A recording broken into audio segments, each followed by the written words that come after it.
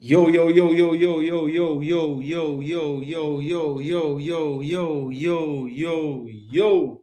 Welcome back to the studio, people. It is me, Jason Gooner, and we are back to discuss the EPL match week number 21. It was a midweek set of fixtures. We had one game Tuesday, 8 games on Wednesday, and one more today. And of course, we're here to break it all down. We have the reveal of the score predictions table for the week, and we're gonna have the champion and the donkey revealed for this week. Also, we're going to check in with the FPL, see if we made a bounce back or not, because trust me, I had a rough couple of weeks where it wasn't looking so good. But put our head down this week and we're going to see if we did, in fact, steady the ship for the season. So, yeah, a lot of talking points this week. Interim managers getting a chance. Um, you know, title contenders all kind of stumbling basically.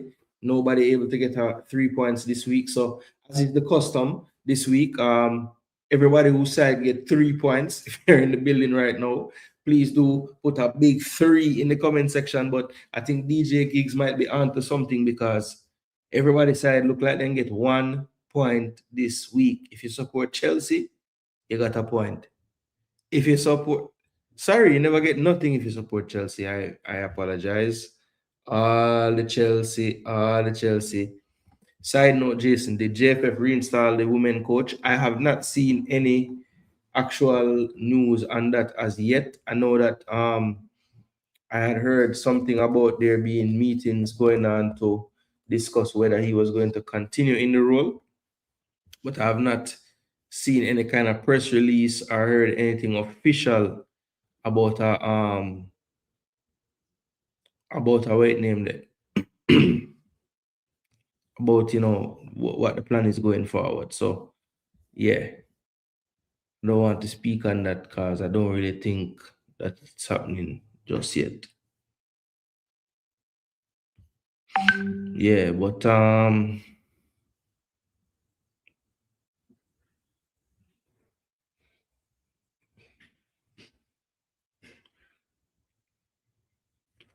yeah, don't know much about that, but man from Portland, I am compiling all the data because I have a show coming this weekend. We're gonna dive into all the topics: senior men's national, senior women's, youth teams as well. Yeah.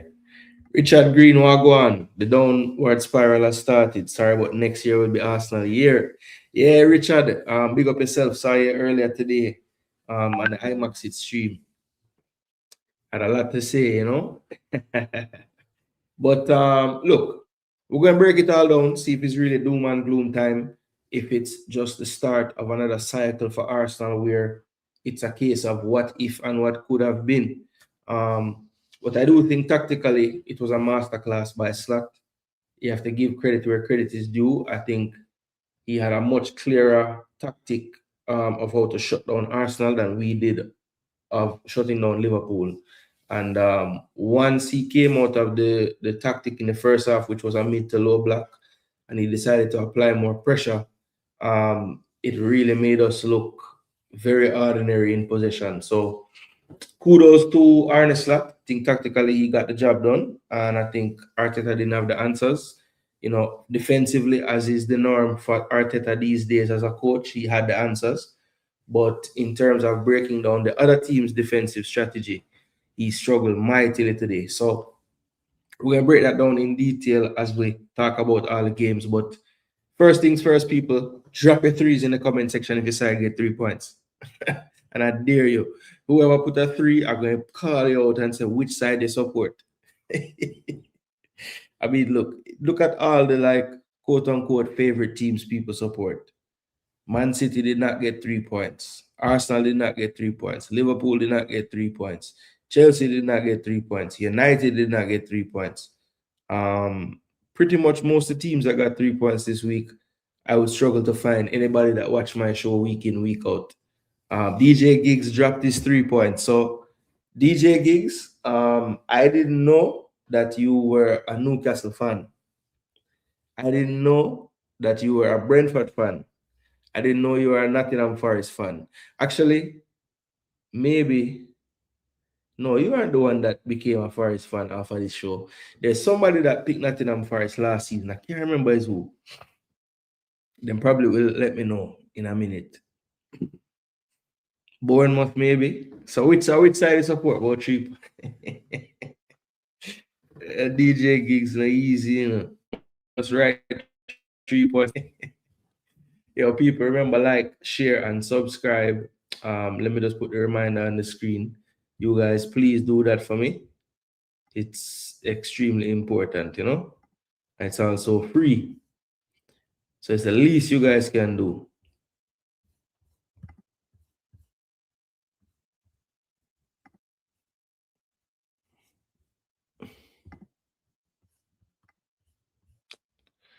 Where's the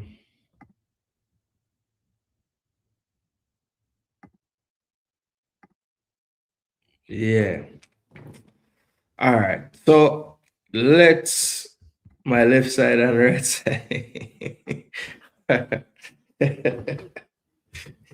On Muslim side, they say them get 3 points every day from your move. All right, boss. Don't say a word. All right, so look, we're not itching up people. We want to get through the content, we want to get through the show. I hope everybody having a great week so far. I'm having a productive one. Back in the groove of life and school and after school activities and all them things there. Yes, but it's a joy because we know that it's all a means to something. You know, the kids gonna reach somewhere and they need that road and pathway to get where they need to get. I will just lay the foundation as best we can. So onwards and upwards, people. But let's get into the EPL content now. This week was a madness. Some good games. You know, it was a struggle. Let me tell you, people, it was a struggle to get everything done properly as far as predictions for everybody. This is maybe the first time I can ever remember that nobody that played this week had a winning record for picks. Nobody. Not even one person. Not even a 500. So that's to tell you, this week was a difficult one to forecast. You know, a lot of last minute goals. You know, injury time after the 88th minute. You know, a lot of action, goal mouth action in a lot of the games as well. You had red cards. You had everything in this week. You know, you had a game that was supposed to be probably the showpiece for the week. Arguably was the least exciting game. You know, there was another 0-0 this week, Crystal Palace and Villa, but I thought there was way more goal mouth action in the Palace Villa game than the game today. So, kind of anticlimactic if you ask me. But yeah, let's just go through them one by one. First game was the game on Tuesday. That game had West Ham, the Irons, hosting Nottingham Forest at the London Stadium. And this game, let's just get everything on screen so you can see the information. Big up Rob Smith in the building. Big up to Sherman Scott, one done in the building. Anybody who don't see since the turn of the year, Happy New Year. Hope everything is going well for you and your family and all the best as we go into the new year, you know. All right, so this one ended 2-1 to Nottingham Forest and setting the theme for the week. Morgan Gibbs White with a late penalty after he was fouled on a corner kick. Probably the first controversial situation of the week. I'll just ask the question blatant outright. If you watch this game, saw the highlights of this game, do you agree with the penalty call Areola fouling Gibbs White on the cross? Do you guys think that should have been given as a penalty? On the field, it was not called as anything.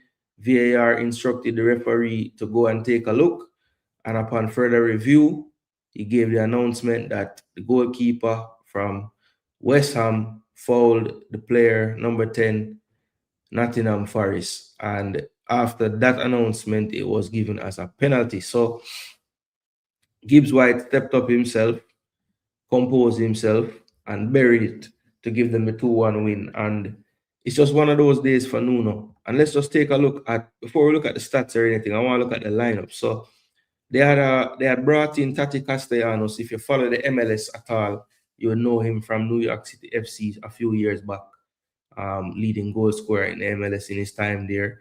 Since he had moved on to Europe before coming to West Ham the other day,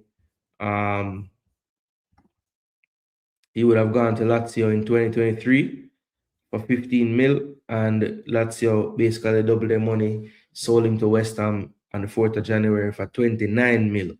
And Tati Castellanos is a player that I think has attributes that can make him successful in the Premier League. Always a good close control player, very good at holding the ball up, and he's a very hard-working forward as well. So in the hard-running Premier League, I think he has the physical traits to fit in and not have the game go by him. But I think he's just falling into a situation at West Ham where it's a lot of doom and gloom. So it's going to be very tough for him to make any kind of mark. And the first thing he's going to have to do is try to keep this team up in the Premier League, because right now it's looking very, very bleak for West Ham staying up this season, you know? Seem like this might really be your year. Teams that stop score for Arsenal. Which team was surprising and disappointing based on performance this week? Surprising performance of the week, I would have to probably give that to Brentford. Surprising in the sense that they were so dominant. You know, Sunderland didn't really, they had some like a set piece opportunities where they came close and whatnot, but runner play, you know, Brentford really dominated the chances and everything. So I would say Brentford was surprising to me how they dominated. And then disappointment of the week, I would say that it's probably down to the three teams that going for the title right now, probably tied: Arsenal, City, and Villa. Because I think, you know, Villa had their chances, yes, but I don't think they did enough in the game against Palace. And if you ask me, Palace had some of the clearer cut chances in the end, you know. And then when you look at the Man City and Brighton game, you know, you could say that could have gone either way towards the end. I mean, City came closer. So you probably have to say City looked more likely at the end of the game. But the fact that they weren't able to find that goal and get the 3 points would be disappointing at home, especially to Brighton. And then when you look at the Arsenal game against Liverpool, I mean, in the first half, Liverpool is sitting back and just daring us to throw the kitchen sink. And, you know, we didn't even have a sink or a kitchen. We never have anything to throw. So I would say the three teams that are closest to what looks like being the title winners in Arsenal, City, or Villa, I would say they equally were disappointing. None of them really, you know, put on a claim, state them claim and say, yeah, we're really going for this title. You know, they all kind of fell flat. Happy New Year to you and yours. Yeah, man, big up yourself, Rob. Man thinks he's boxing. Yeah, man, throw the kitchen sink. We never have nothing for throw. Metaphorically speaking, you know. Henry got his game back. Yeah, Rico Henry back in there, playing every week. Well, not every week, but him start, I think it's now 3 out of the last 5 or 4 out of the last 6, something like that. So that's a good look. All right, so this was the starting lineup. As I said, Castellanos came over. He started right away. You know, obviously they're having a huge hole in the forward line. They have Callum Wilson around, but Fulkrug has been sent away, you know, injured a lot, barely available. Callum Wilson wasn't available for this game either. I don't know what's going on with him. And of course, Wan-Bissaka and Juf, the left and right back, playing at AFCON into the quarterfinal phase now, which I think should play tomorrow, or maybe Saturday is the next set of games. I have to check. But yeah, West Ham, throw him in the starting lineup right there. You know, Scarles, Todibo, Mavropanos, Walker Peters, looking at that, don't look the best. Forest on the other hand, their defense getting stronger, looking more like what it looked like last season. In fact, that's basically the back line and goalkeeper that had, I think it was equal clean sheets with Arsenal last season. So a little more solid around there. Elliot Anderson has been a rock in the midfield, whether it's Dominguez with him or Sangare, who gone to the African Cup right now. They have been decent in the midfield in that deeper area. Gibbs White is the player I think has been down in form this year, but you have seen recently with some, somewhat decent results. You have seen Gibbs White having more of an influence, and definitely, it seems like Daesh getting a tune out of him much better than the previous coaches this season, whether it's Ange Postecoglou or then Nuno. Yeah. And Hutchinson seems to be a mainstay now under this coach in terms of starting. Hudson Odoi as well has been the choice on the left, and Igor Jesus has gotten the nod, pretty consistently as well. Obviously, they're still without, Chris Wood, long-term injury, and Awani, hasn't really done enough to warrant getting more game. And Callum Wendo, I thought would get more chances, but seems to not be impressing enough in training to get the chance. So those were the 11s on the day, and the game started out with both teams kind of exchanging, attacks against each other. But Nottingham Forest had the first big spell of the game, and cruelly not getting anything from that spell, they concede a own goal from Murillo in the first half. Now that 1-0 lead for West Ham stuck in until the second half, when it looked like a second goal was scored, but that goal was chalked off. I believe that was Somerville. Yeah, Somerville scored. Castellanos in the build-up was deemed to be just offside. And when that went away cruelly again, it seemed like right after, that's when Forest got the goal from the corner kick. Dominguez with a speculative, really just at the near post, flicking it on. And it was, perfectly directed and went in off the far post. And then, of course, we just described the penalty incident at the end of the game where Gibbs White got the goal. So, West Ham, I think it was kind of cruel on them, to be honest, because I do think after it went 1-1, there was a spell where Forest looked like they were the more likely to get the second. And then once they weathered that storm, West Ham did have a nice little decent spell of play in the second half, where they looked like they could indeed win the game. But when things aren't going for you, it just seems like it is just a domino effect of bad things happening. And one of the bad things that happened was, conceding that penalty, which I did ask the question when I started talking about the game. Like, do you guys think that that was a penalty that should have been given to Nottingham Forest on that play? So, yeah, let me know in the comment section if you're watching this on the replay. Do you think that Areola should have been, called for a foul on Gibbs White for that given penalty that ended up being the game winner from Morgan Gibbs White? Let me know what you guys think. Let's just take a look at some raw stats before we move on to the next game. You see the possession was pretty even. Forest edging that. They did have the higher expected goals as well. And really and truly, a factor in the penalty, it was pretty even and expected goals. 3 big chances created by West Ham, only 1 for Nottingham Forest. That's probably the one out of open play. 14 shots to West Ham, 13 to Forest. So both teams, decent amount of attacking on the day. 5 shots on target for Forest, 3 for West Ham. Let's see the touches in the box. Forest had a few more. Final third entries dead even at 70. This game, was a really back and forth game. And I think just the team that, has a bit more luck at the moment. Or maybe, I don't even know if they have luck. I just know that right now West Ham clearly has some bad luck going on.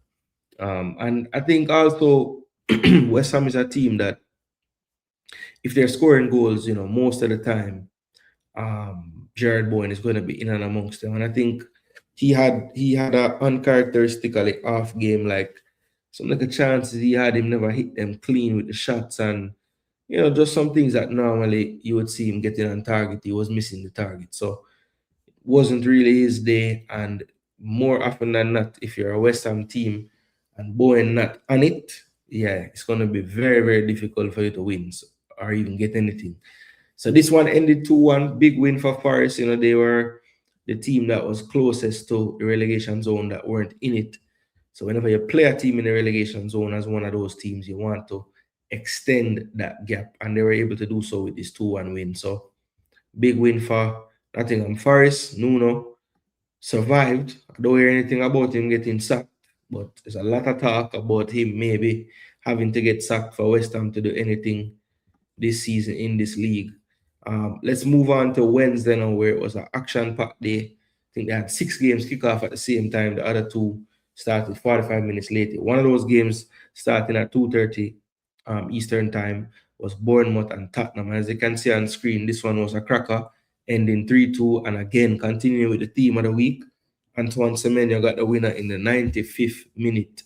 And it could very well be the last cover ball for Semenyo for Bournemouth. And the celebration looked very emotional, still on the ground. And I just stayed there still with all his teammates coming around. So there's a chance that that was some kind of foreshadowing. Of course, we know that um, Fabrizio Romano did report that pretty much all systems are a go. Not a here we go yet, but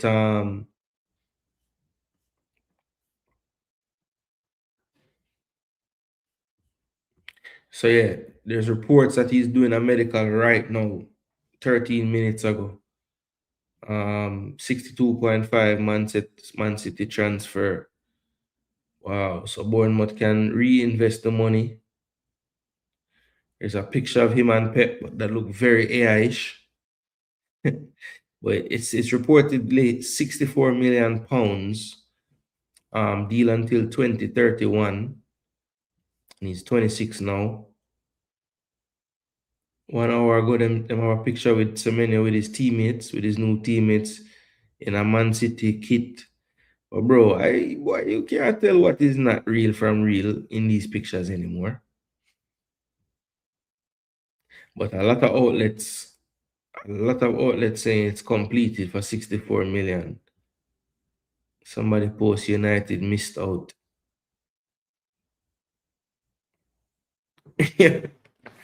Yo, a United fan say United's wage offer was lower than Mateus Cunha's, which the player reportedly took issue with. Wow, that does sound like a bad mind person. Somebody say he's set to become a City player in the coming days. Them spread the 60 million over 3 years. What?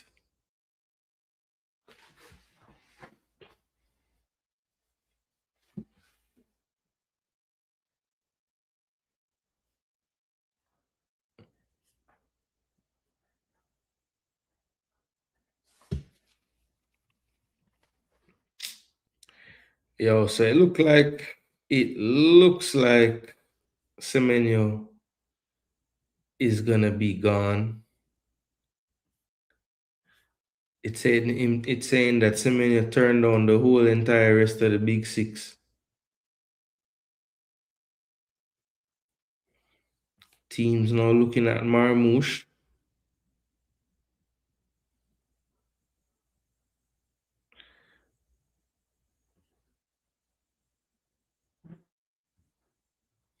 Wow. There's a picture of Semenyo talking about medical completed. But at the foot of the picture, it said this picture was generated by AI.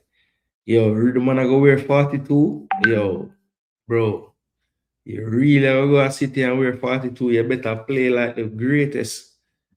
That me I tell you. Can't want to wear your number over there. That chance that Haaland missed, not sure how he not scored that. I think it was the last one. Oh, it was. I know him never scored. Oh, are you talking the one where him kick it and Verbruggen save it? Are you talking about the one where Van Heck block? Both of those look like they were nailed on goals. Look at that Omari playing in the EPL, but some people was comparing him with a player that is playing U21. Gigs. The hilarious thing about Amari is when he wasn't getting any game for Forest, like somebody would bring up Amari every time we talk about Premier League, even if we're not talking about him.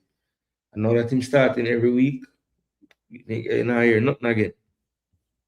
Oh, your boxing comment was for the penalty. Okay, okay. Yeah, it's a rotted thump.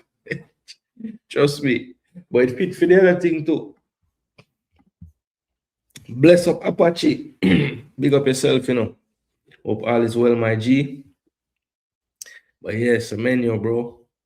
Look at the emotions. Man say, oh, my Ghana City. That's what I must say right there.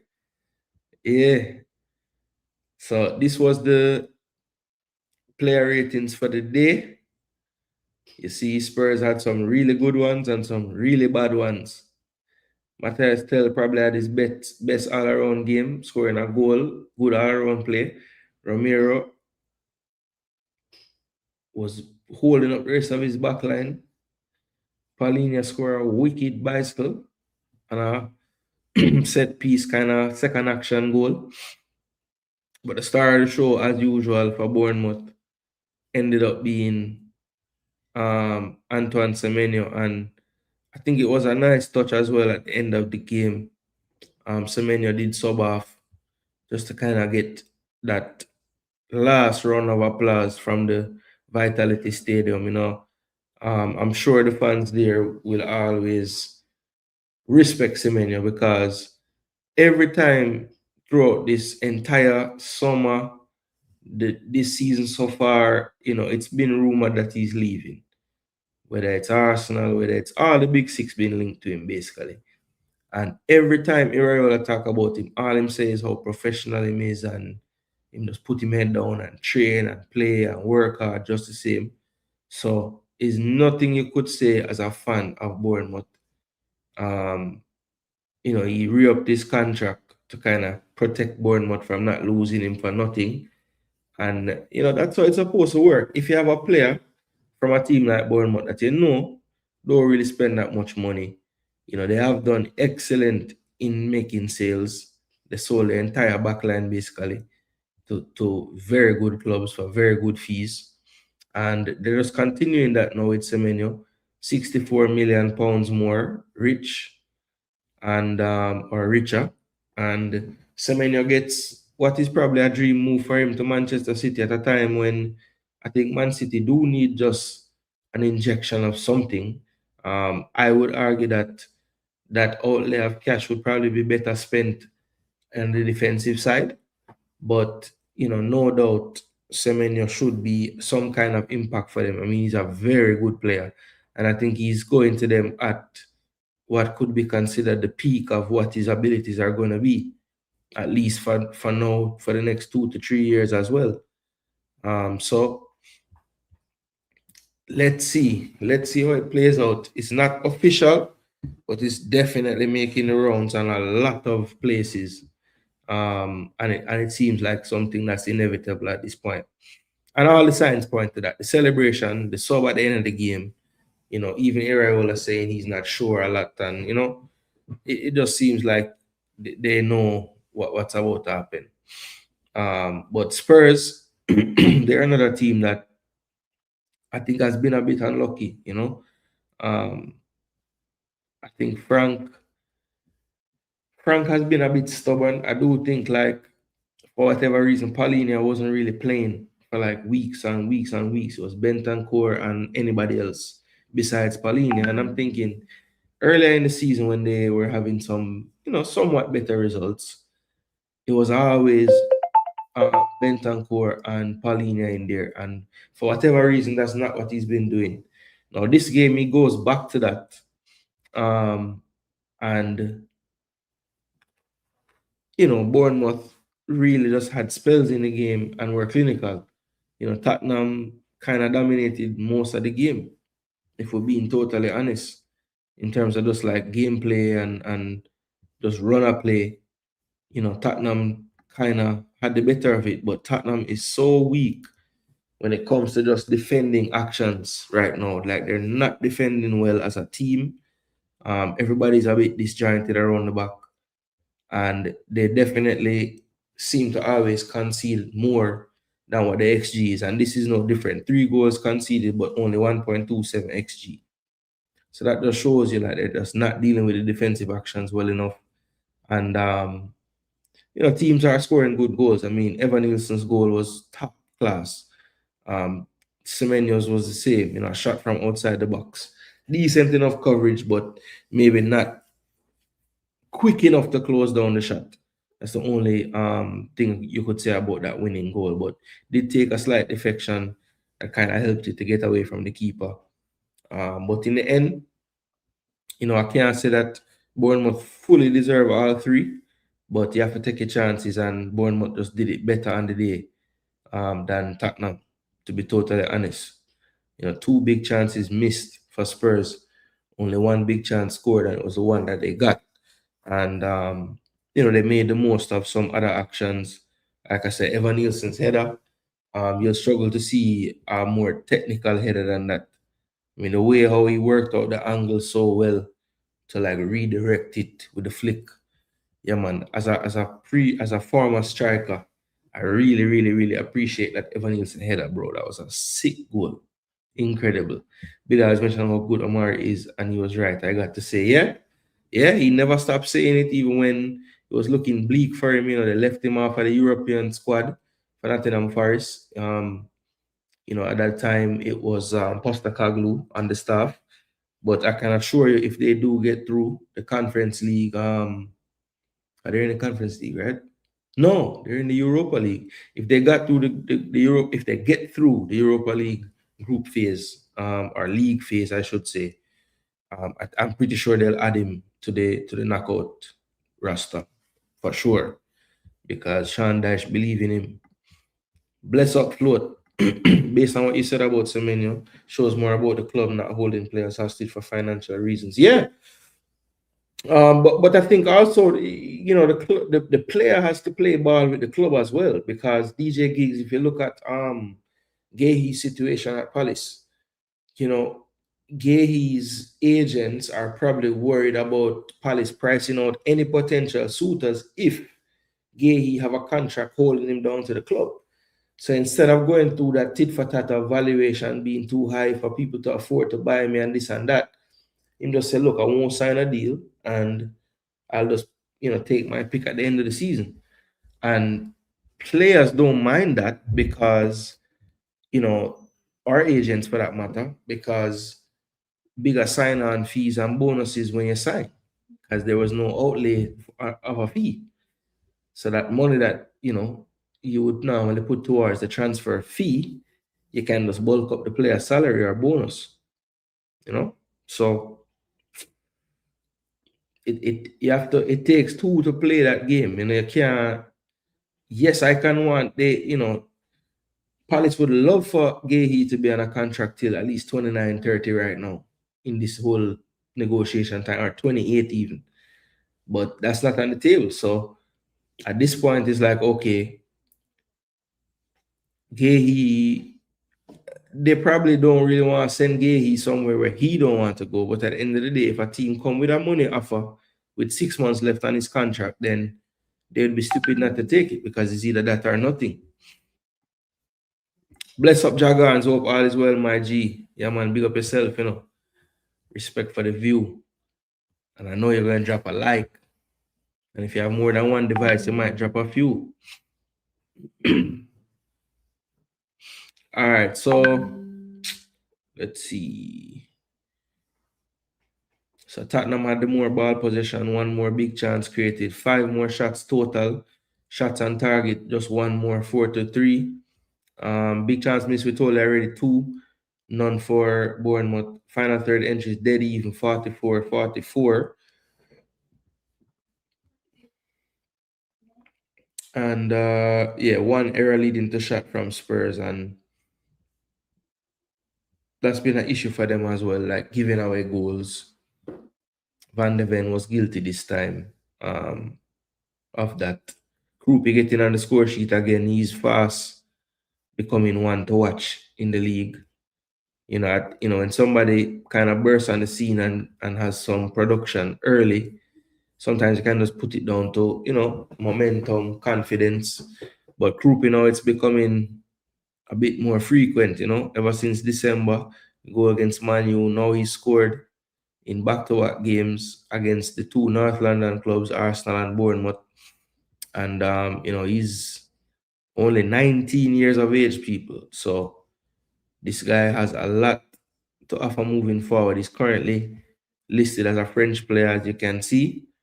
But I'm pretty sure his origin leads back somewhere to the African continent. Just not sure if it's Algeria, Morocco, one of these countries. And don't be surprised with the World Cup coming up.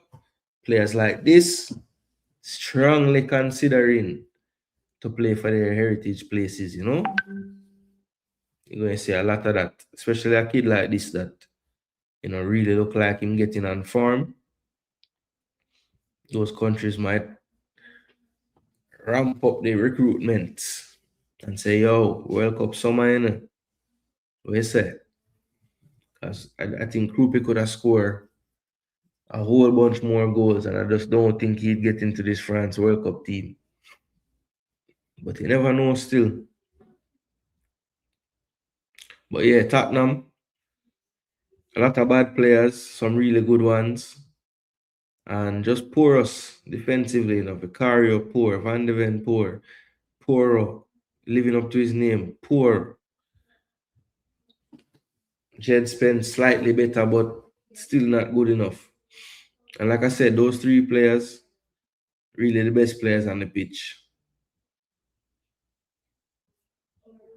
Senesi had another good game. He's been consistent, even though Bournemouth shipping a lot of goals. He's been playing well. And Semenyo looked like his last game for the club. But Semenyo definitely did his thing in his time at Bournemouth if it's his last game. Look at this. So he joined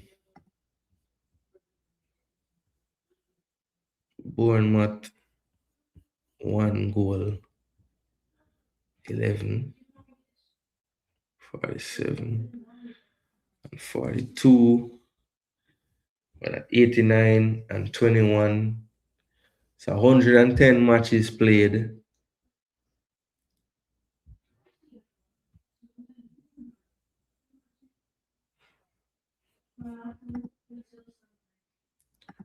"32 goals, 32 goals, and 14 assists. Not bad. So 110 appearances and about 46 goal contribution in a Bournemouth team as a winger. It's not terrible, It's not terrible at all. 32 and 14 assists.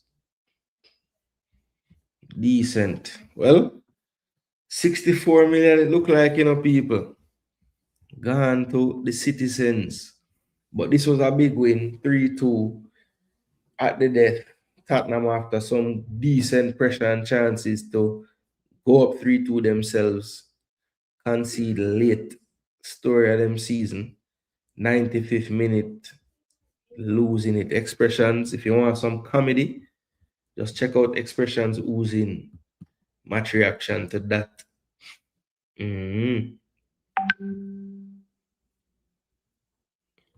Yeah, man. So it goes sometime with the whole contract, and yeah, like dropping is the first thing upon forwarding into the building. Yeah, man. Respect Jagans. You don't know the thing said. Float Jagans. Extra respect to Uno as well because don't know we ain't agreeing. So you guys are members and we greatly appreciate the support in that way as well. Just remember the Haaland miss. I was referring to Ryan was the one who passed him the ball after a Brighton mistake. Yeah. Shirky.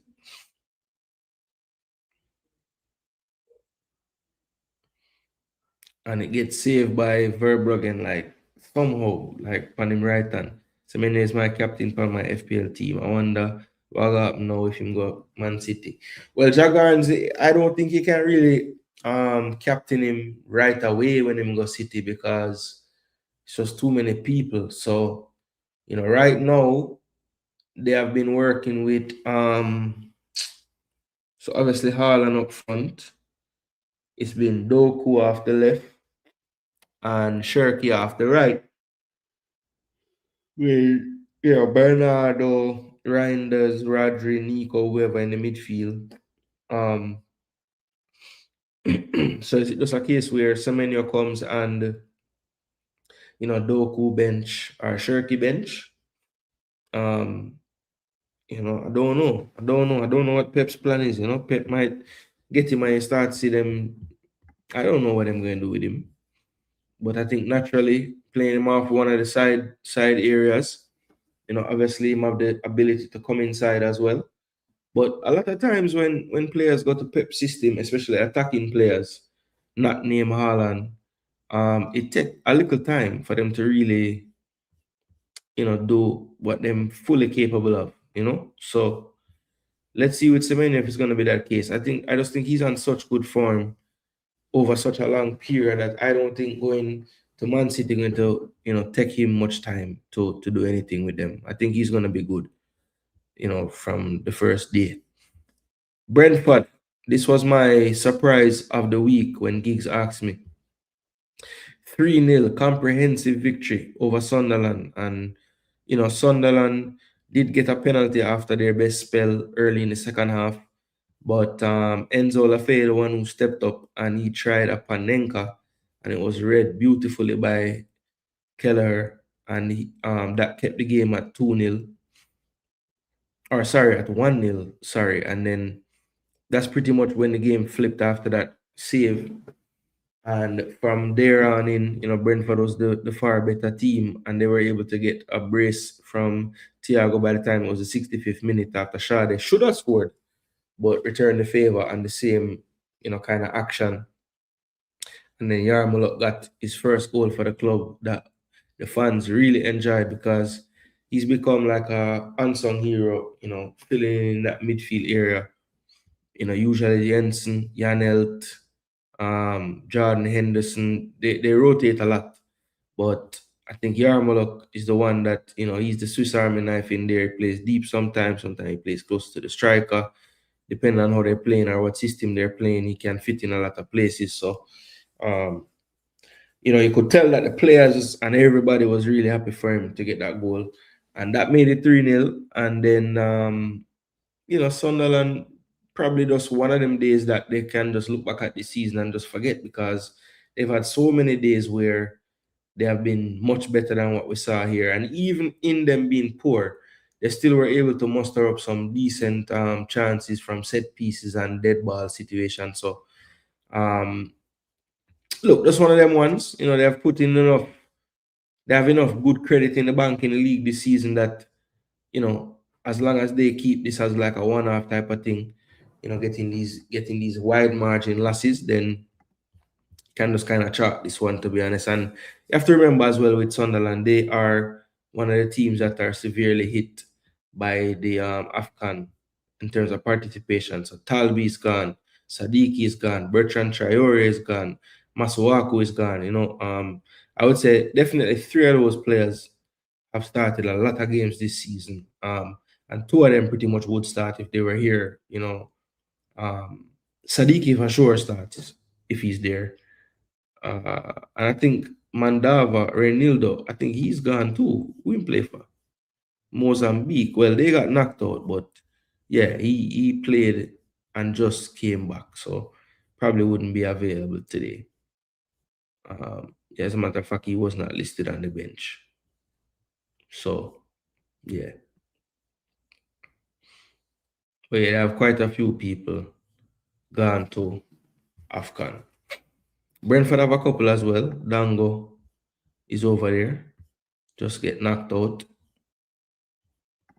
Had a rough day at the office, boy. 5.6. But yeah, Brentford really and truly put in the work and slapped away a team. And Rico Henry, it's getting down to the wire here, getting close to March. Jamaica last chance to do anything in this summer's World Cup. Rico Henry, as I said, stated earlier, he is playing a lot more minutes of late. Started this game, played 90 minutes against Wolves. He started this one and was subbed off in the 77th. It's worst in the last 5 games or so. He started and played 90 minutes against Spurs. Brentford played, so he came on in this one. They won 4-2. And then the most recent game he started. So that's by my count. Started 4 out of the last 5 in the Prem. Came on and started the EPL Cup game as well. And I think these were all sub appearances, I believe. Yeah, 29 minutes. 74. This is when they played us. 16. So yeah, getting a lot more game time. Looking to get back to that #1 spot for Brentford at left back. Still, Pinnock can't break into the first team though. Vandenberg even not starting, who had took Pinnock's game, but it looks like Iron now that they have cover at left and right back, he's gone back to what looks more natural to him, and that's playing centre back. But yeah, Igor Thiago on fire, man. Another 2 goals. Amazingly this season, he's up to 16 in the Prem, 17 overall. Now, when he was at Belgian Pro League, he did have a season where he bagged 29 in 53. But other than that season, it's really the only season in Europe where he's done this. And I was shocked when I looked at his age the other day and I said, damn, this guy is 24. He looks way older than that, but yeah, he's only 24 years of age, man. That's crazy. But he's up to 17 goals in 22 matches played, 16 in the league and 1 in the EFL Cup. That's quite remarkable. And for whatever reason, Brentford have a factory and they just churn out 20 goal scorers in the league, Lots of games to play and he just needs 4 more. But Brentford with a good bit of business. Ludogorets ate a nice food. Bruges ate a nice food. And guess what? Brentford will also eat a nice food because strikers that can give you 20, yeah. Unless your money plenty and you can give them the salary where them worth, they'll be leaving.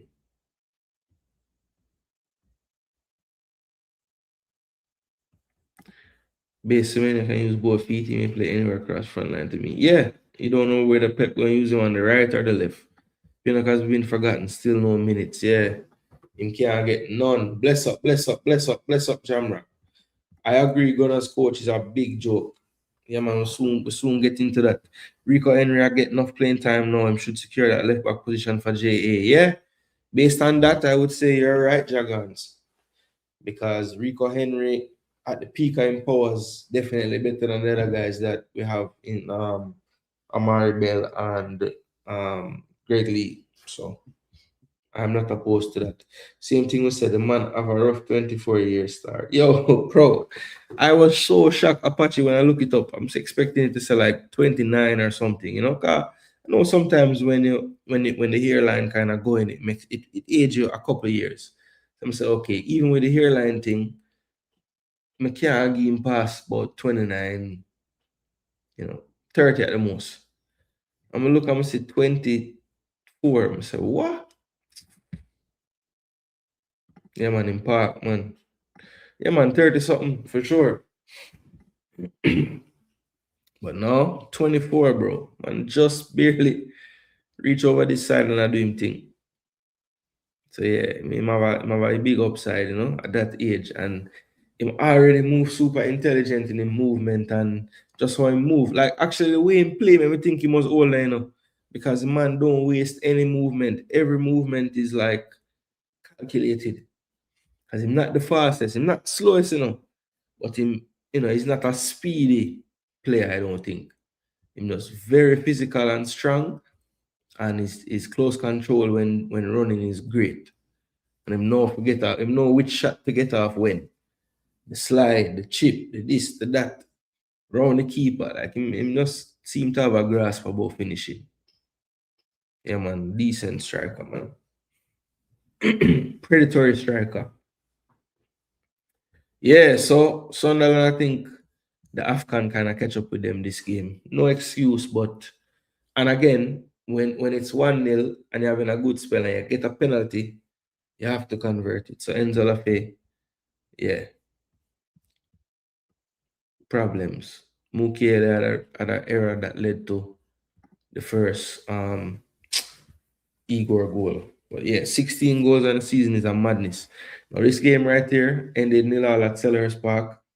And I don't know what kind of tricks that both defenses and goalkeepers did, but trust me, it was crazy how there was so much goal mouth action in this game with neither team scoring. Like ridiculous.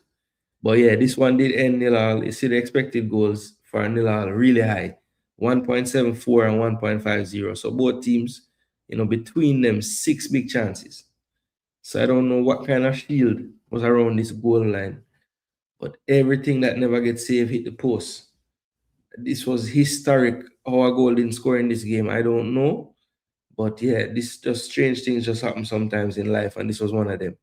5 shots on target for Palace to 3 for Villa. You see the overall stats as I scroll through. Big chances missed. Everybody missed chances. Both teams missed 3. Touches in the box. That was higher for Aston Villa on the day, 37-21. Final third entries barely higher, but Villa did edge it 49-46. Duels dead even. So this game was very evenly played. Both teams had chances, as you can see from the stats. And again, I never got to watch all of this game, but I did watch an extended highlight, and the amount of goal mouth action besides these 6 big chances that they're saying is crazy. These were the lineups for the game. Brennan Johnson made the trip over, sign, and put in the damn first 11 right away. Them just dropped how much on him? 40 million euros. So Crystal Palace, had Tottenham took a 15 mil loss on this one, but I'm sure they were happy to get something for him. So 40 mil. They didn't really reinvest that Eze money a lot. So I think they should have some money to deal with some more moves, even if they need or if they want. And who knows, Gay may go, and he'll have to go for something if he's gonna go now. So anything that they get out of the Gay deal at this point is probably good enough. But maybe not. Maybe at this point they're saying, look, if we want to stay up, we're gonna have to keep this man and just lose him for free. It's more worth it to stay in the Prem than take the little transfer fee from whoever want to give it. So that's going to be interesting to see how that play out, to be honest. Very, very interesting. But again, I just don't understand how the ball never going to the goal. Gehi, another one like Semenyo, you haven't really seen his form drop at all amid all the talks around him. And yeah, it just was not Villa or Palace Day in front of the goal. That's just the reality of it. Both keepers did well. Even Bizo, when him came on, did really well off the bench. Had to come on for injured Emi Martinez at halftime, which I'm sure his fantasy owners were thrilled about. But Glasner, really not having the chance to rotate the team so much, just made one sub. Sosa came on for Deveni towards the end of the game. But yeah, Richards did suffer a concussion and hasn't really gotten back in the team.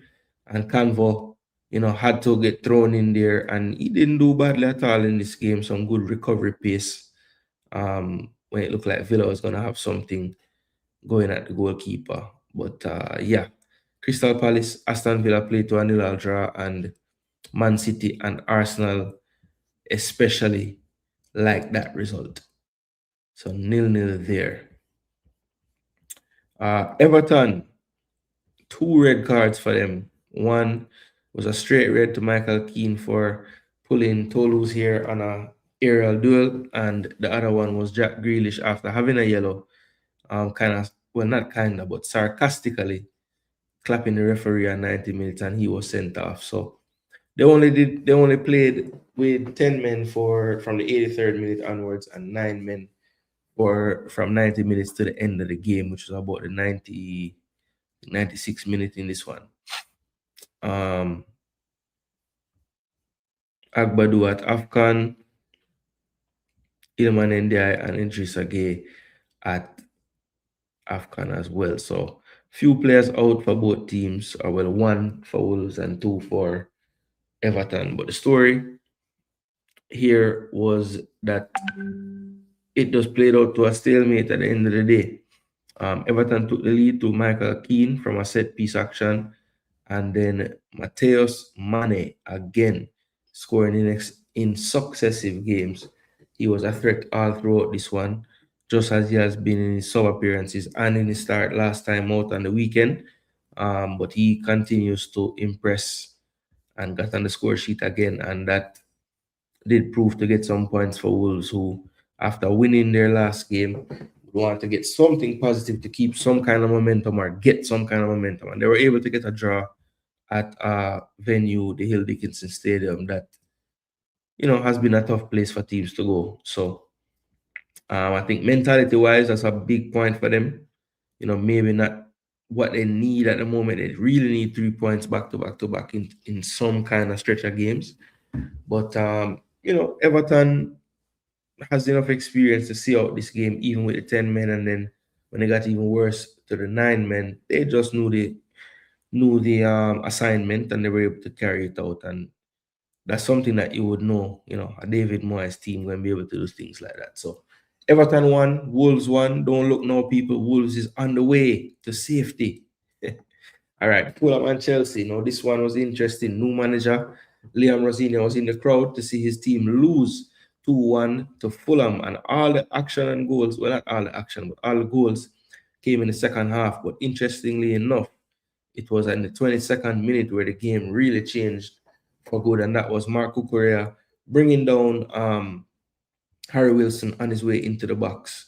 And luckily it wasn't in the box, it was outside, but it did mean that it was a straight red to Cucurella for the denial of a clear goal scoring chance. So that was what kind of set the parameters for the match right there. And it was issues after that, Fernandez, Tosin, Cole Palmer, all getting yellows, and those were all after the ref gave the red card. So they're just losing their heads, cussing out the ref. Santos was sacrificed right after that, and Hater came on, and that was just to get the defensive shape right. I don't think, bringing back one of the midfielders to play where Cucurella would have been the answer. So he decided to play Enzo a little deeper for where Santos was playing, and just bring on a left back for Santos, and just kind of adjust the shape. And that's what they did. And, for spells in the game, it must be said that Chelsea, still had their moments, even down to 10. And especially in that second half, when they found the equalizing goal through Liam Delap. The problem was after that, it was like they kind of in their brain remembered that they had 10 men, and they immediately started to retreat and get closer and closer and closer to Robert Sanchez. And if you look at even the goal that Wilson ends up scoring, if they're keeping a more aggressive line, let's say, around the back, there's a chance that on the initial play coming into the box, somebody could have been offside.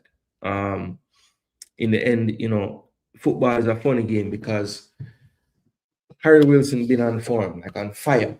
And when Chelsea attempt to clear the cross that comes in, somehow the ball miraculously ends up with Wilson running into the box onto it, and how he took that down with his left foot and then struck with his weaker right foot through traffic. Clinical finish, and that's basically what Harry Wilson been doing for weeks now. So him deserve a lot of credit. Had a good run with his national team as well to the World Cup and qualifiers and all those things. So just a player that's on good form now. The former Liverpool man, I think he's up to what 20. Yeah, he's 28 now. So feels like he's been around a lot longer. But I think he's all putting it together now and it's working. Technique really showing. Chelsea, McFarlane tried to kind of get things squared away. He did have Reece James in reserve and brought on João Pedro and Achimpong for Palmer and Gusto in the 75th minute. So those were the subs by Callum McFarlane. Rossignol was in the building watching from the stands. There's some clips of him like having reactions to certain plays and everything. People don't miss anything these days. The man just there try watch a game and all kind of coverage must see about pictures and we must say. I'll say a training video when I talk to Esteval. So yeah, man.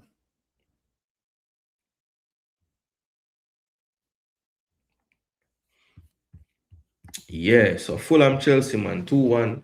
Jimenez turned back the clock, had a wicked game. I think Smith Rowe was good as well, a threat. But Sanderberger was good. Lasted the 90. Usually him come off, but he stayed on this game. He was doing so well. But yeah, Smith Rowe had his moments, getting off shots, looking dangerous. But Jimenez was a brilliant run for that first header that he scored to make it 1-0.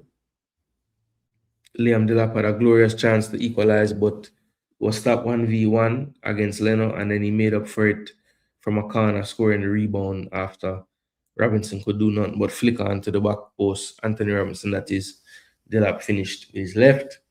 And then, of course, as I explained earlier, when you're hot, the ball has a way of finding you in the best moments. And when Harry Wilson runs onto that and decides not to shoot with his left and puts it on his right and shoots and still scores, that this player really, really, really full of confidence and full of execution as well, as he's executing all these plays. Had a brilliant finish first half, but Jimenez kind of started the action coming from an offside position. So Wilson just one of those players, if the ball is at him foot right now with any kind of shooting going on, it's going to be tough for the goalkeeper. He's probably going to force him to make some kind of save. But Fulham don't look now moving up the table. Of course, me, I go through the games first and then we go ahead and look at the table. I know you might have seen it on screen a few times, but yeah, don't study it yet. So Chelsea had a higher expected goals, even with the disadvantage in players. Ball possession a bit higher for Fulham, but Chelsea created 4 big chances in the game and was only able to convert one of them. The Liam Delap finish. I know Delap himself missed one.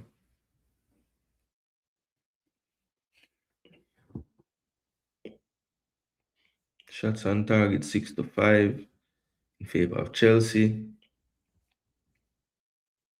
Final third entries 55-54 in favor of Fulham. Wow. So yeah, Chelsea lose the game, dominate XG, create way more big chance, and still lose the damn game. That's a madness. Leno, 0.93 goals prevented. That's a great number. So yeah, it was just down to Leno's performance on the day, and also, that red card definitely didn't help. But I do think that they did a decent job with 10 men of still being a threat. It wasn't just one-way traffic. And I think, like I said, when the lap get the goal, it's like psychologically them just dress back on top of Sanchez, and it was just pressure on top of pressure. And Sanchez made 2 big saves before that Wilson goal, and it was just 9 minutes from the lap goal. So there you go. Now Man City Brighton, this one ended 1-1 from the empty head, and it was goals by Erling Haaland right before halftime from the penalty spot and Kaoru Matoma in the 68th minute. I think the penalty was given away by Gomez, And Doku with his signature, move run leg, and then boom, flick it over your foot and go past you. Well, this time he couldn't go past because Diego Gomez was planted there to take him out. Basically, that's what it looked like. It's almost like he never realized he was in the box because it was such a obvious foul. So many times with these penalties, we're like debating over and over. Hey, was that a penalty? Blah blah blah. Well, there's no debate on this one, people. Trust me. Yeah, man. Wilson been around, bro. A long time Wilson about, man.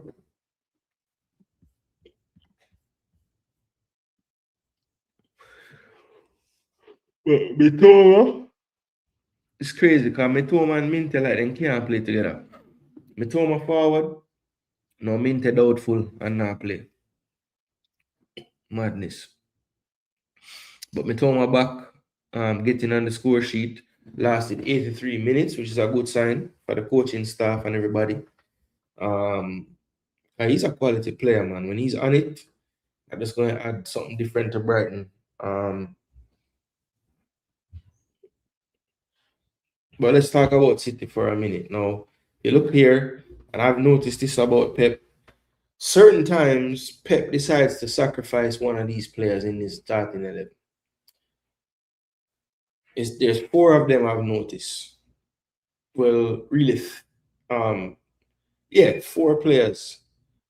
There's four players to fit three positions. And one of these players in this group always get left off. Foden, Doku, Reinders, and Shirky. Those four players, Pep is always going to play, or has so far only played three of them at a time. Now, they're always listing Bernardo Silva wide. But I feel like, yeah, he actually did play wide in this game.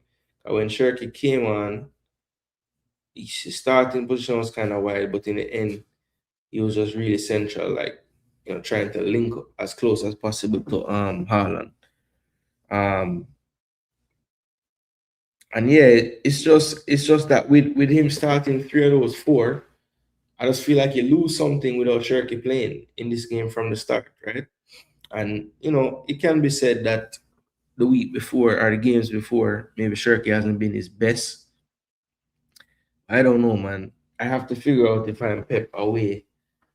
Yeah, one of them have to bench, and maybe you start to put Bernardo Silva in that bench sometime category instead of play every single game. But I don't think that's gonna happen because he is kind of Pep's eyes and ears out there. But yeah, Man City dominated territory, dominated stats, but did not dominate the biggest thing, and that is the score sheet. Um, but to be honest and fair, they were definitely the more likely towards the end of the game. They were under a lot of pressure, Brighton. And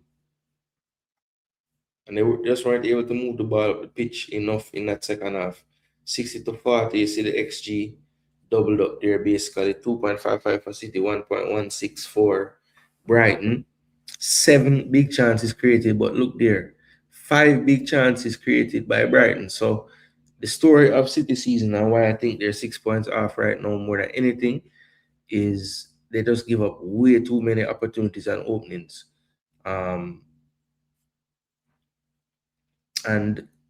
when a day like this, when it's just not falling your way in the box to get those big chances to go in, or poor execution, whatever it is, that is that's what can happen. That's what can happen. Like if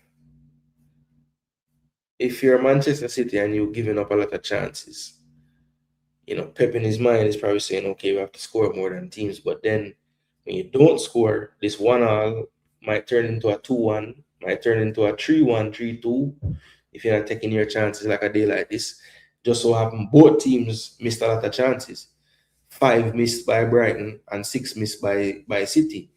So at the end of the day, the clear-cut chances fell to City, that's for sure. I think they had a higher volume of better chances, better openings. They had 19 more entries, and that's why maybe they might feel like they're hard done by with a point. But in fairness to Brighton, they did create their own as well. And if they were clinical, we're looking at a high scoring game because both teams were giving up chances like crazy. But Man City, point gained, 2 points dropped. I would have to say, if you're a City fan out there, you must be thinking that's 2 points dropped. Um, Home game to Brighton. Yeah, they've been a tough team for you guys. Any City fan would know that of late, especially. But at the Etihad, you know, knowing that Arsenal and Liverpool applied some pressure, it was just kind of very surprising. They weren't able to get it over the line. But Man City dropped points, man.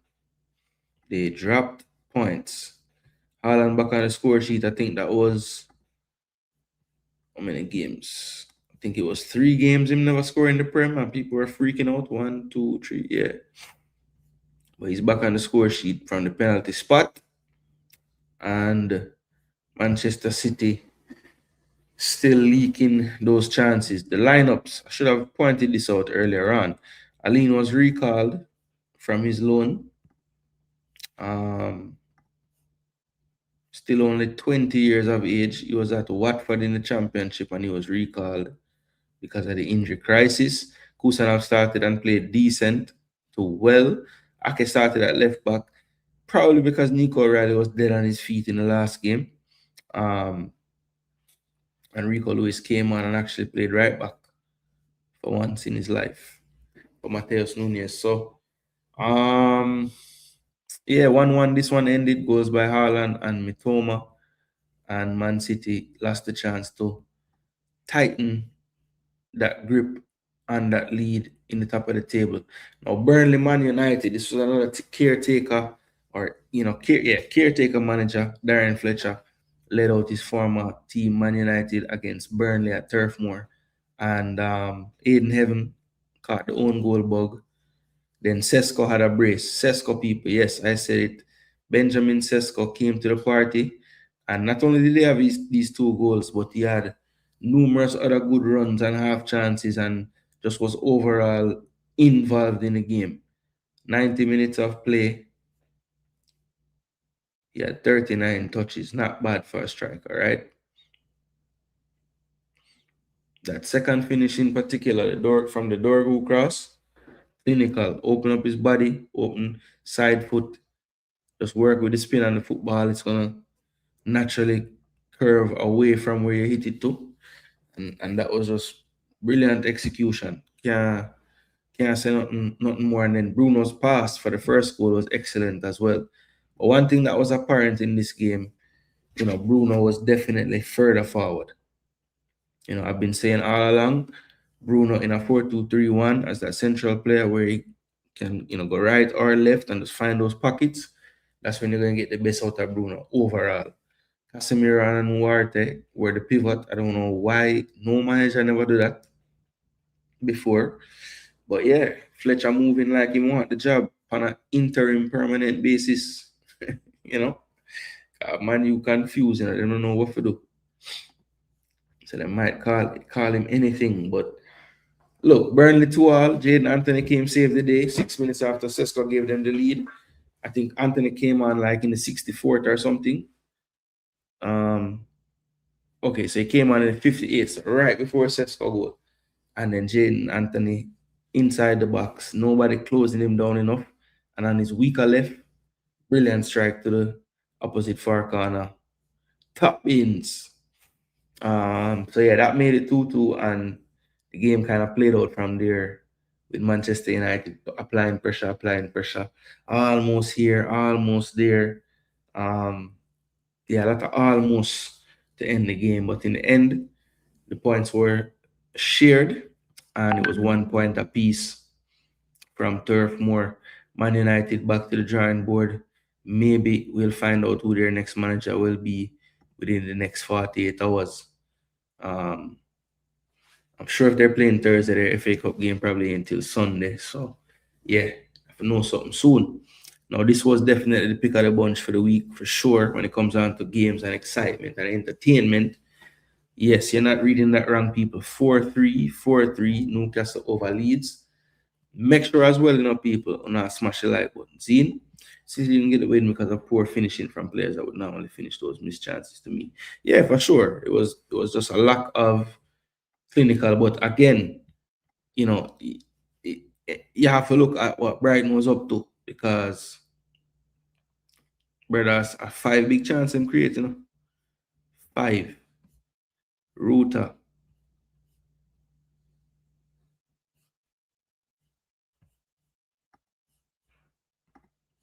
Gomez give up a penalty.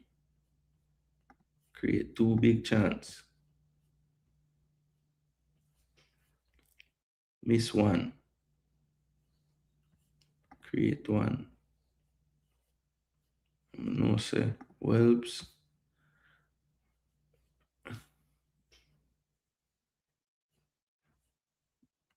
Welbs barely touch the ball.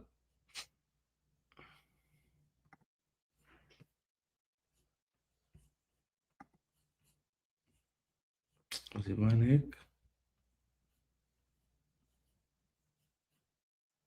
No. Well, I'm not sure, but the man they make some rotted block and the man they miss some chance. But both teams miss chances. But yeah, City did have more. So you're right at the end of the day. But Newcastle leads, as I say. This game right here was a classic 4-3, and it was a slow burn, because Aronson never scored till the 32nd. Mistake by Theo, and Aronson took advantage after getting the ball. Clean finish after Calvert-Lewin slid in through. Then 1-1 after Harvey Barnes equalized. Good footwork in the box, interchange, interplay. Voltemada laying it off. Barnes finishing clean. And then Calvert-Lewin right on the stroke of halftime, in injury time of halftime. 45 plus 5. And that was another Theo mistake. Just off balance, arms flailing, caught his arm on the way through. And Calvert-Lewin made no mistake from the spot. Then we move into the second half. They thought Joe Linton equalized early in the 54th minute. And then shortly thereafter, in the 79th minute, Brandon Aronson again showed up to the party. Bad playing out from the back, just over dribbling, lost in a bad area. Aronson was playing it early and just, used the defender as a shield or a screen, I should say. Put it through his legs with a shot to the far post, no chance. So that made it 3-2 and they were feeling good about life. Then Bruno G gets a pen themselves. Handball clearly by Aronson, who was the star of the day. He gives that up. Bruno G steps up, no mistakes, 3-all. And then 90 plus 12-minute drama again. Harvey Barnes eventually put it away after some scrappy play in the box, but he swiveled, shot well, and Perry might feel like he could have done better, but that was it, man. 4-3. Brilliant, brilliant piece of entertaining game. And of course, the atmosphere at St. James Park always turn it up even more. Theo did come off at halftime, which, when somebody making all those mistakes, he was on a yellow as well. Maybe Eddie Howe just protecting him a bit.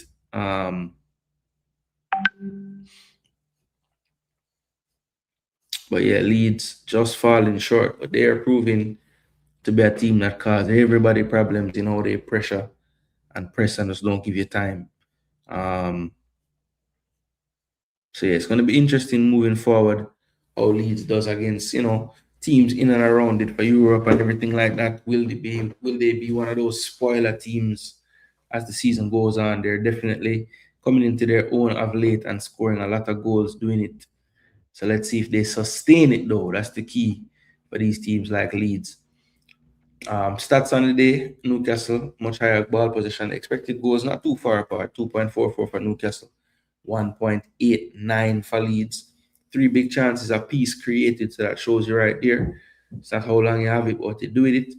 8 shots on target for Newcastle, 6 shots for Leeds. Big chances scored. They both missed 2 entries, 62-51 in favor of Leeds on the day. Wow. Bulk of the game played in the middle third. Both keepers not preventing anything. And 3 errors on the day by the home team. 1 error led to a goal as well. That was the error by Theo for the first goal, more than likely. But Newcastle 4, Leeds 3. There's been a Wissa sighting. That's a few games now. I'm off the bench in a row. So let's see. Batman back from injury. It's good news for Newcastle. But yeah, that's pretty much it. That's pretty much it for the Newcastle Leeds game. But trust me, wicked, wicked, wicked piece of game. Okay, read that already by Geeks. All right. Newcastle leads 4-3, man. But all right, people, we're down to the last game for the week. It ended 0-0, and yeah, great. Next game. No, just kidding. All right, so this was starting lineup for today. If you were at the watch along earlier on, really greatly appreciate tuning into the review show as well. Had a good time. I got pulled away from stream a few times because you don't know, man's have to run his whole same way. But nonetheless, we had a great time bringing you the stream. Just wish that it could have been much more of a spectacle. It was really tactical. Neither team really driving home a huge advantage in the game at any point. I would say that Liverpool for their second half should be commended because they played the entire second half at the Emirates, where we have been a better second half team this season overall, and it looked like we regressed big time in the second half from especially the end of the first half, how we ended the first half off. So this was starting lineup. I don't think there were any surprises. The one thing that really pissed me off today is Nkapie got an injury in the 55th, 56th minute and was forced to come off before getting the damn clean sheet. I was so upset. But hopefully it's nothing serious for Nkapie because, I don't, at this current moment on his form, Miles Lewis Kelly look kind of scared at left back. I don't know if anybody else see that, but I mean, Frimpong had him on toast, They say a Bex, no. Jaja. I mean, they drew with Liverpool with no striker, no subs, because the man take off Bradley only by necessity at the end. So yeah, I don't know, man. It was just not what I wanted to see. If we draw 0-0, Alisson has a worldie. I mean, Alisson played well, don't get me wrong, he won player of the match, but nobody was over 8 in the game. So just was an underwhelming game overall. I think that, like I said earlier when I was first starting the show, Arsenal was doing a good job early in the game of not letting Liverpool get settled. Grav couldn't get on the ball, McAllister couldn't get on the ball. They would end up trying to play a pass to like the attacking line, and that distances had to carry, kind of read it up and cut it out. And we had a few of those, and we couldn't really capitalize. I remember Timber had like 3-4 good third man run into the channel behind the, in between and behind the left back and the center back, and he couldn't quite get the connection and the crosses right for any of them to make them really threatening. And I just feel like with Arsenal today, in that first half, they were just there for the taking, and we just didn't have enough incision, didn't have enough risk. And we basically allowed them to kind of grow into the game. And by the time it got to about 25 minutes or so, I thought they had their best spell in the first half. About a 10-minute stretch, and then Arsenal kind of ended off the half stronger. But going into the second half, I was confident because I'm saying, okay, it's 0-0, still poised. We know we have the stronger bench. So I'm expecting all out man to man all over the field in the second half, but we never really did it. And it, it, in a way, it's like respect, but then again, it's like, go for it, man. Like really go for it. High press them, like really high press them.